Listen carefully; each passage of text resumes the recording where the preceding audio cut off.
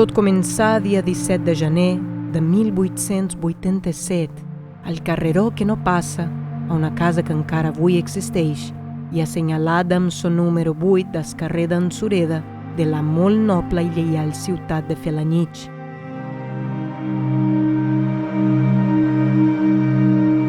Tots els felanitxers que són per aquest indret del món partiren un dia cap a Amèrica per veure si farien 4 doblers que ben mirats s'hi conformaven malgrat no fossin més que 3.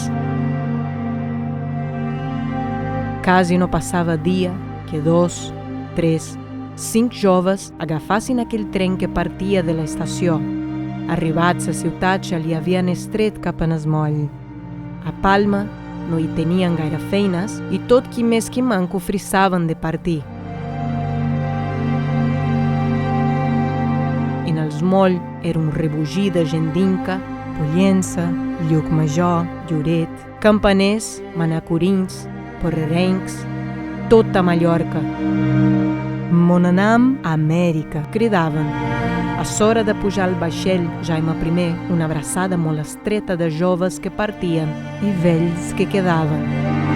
Els mariners llevaven ses cordes que caien pesades a la mà.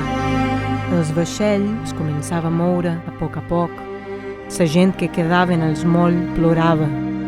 Els que estaven a popa, la majoria tenien la vista clavada a la seu.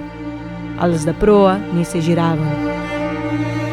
Ja sortien de sa boca d'esport, ja voltaven el cap de Cala Figuera i quasi sense adonar-se'n passaven per davant sa dragonera. Adeu, Mallorca, senties qualcun amb un fil de Déu. Més d'una llàgrima banyava moltes cares. Tot havia quedat darrere, ara tenien l'Argentina tota per davant.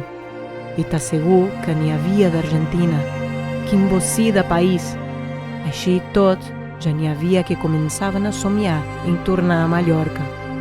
Què hi tornarem? Se demanaven un amb l'altre.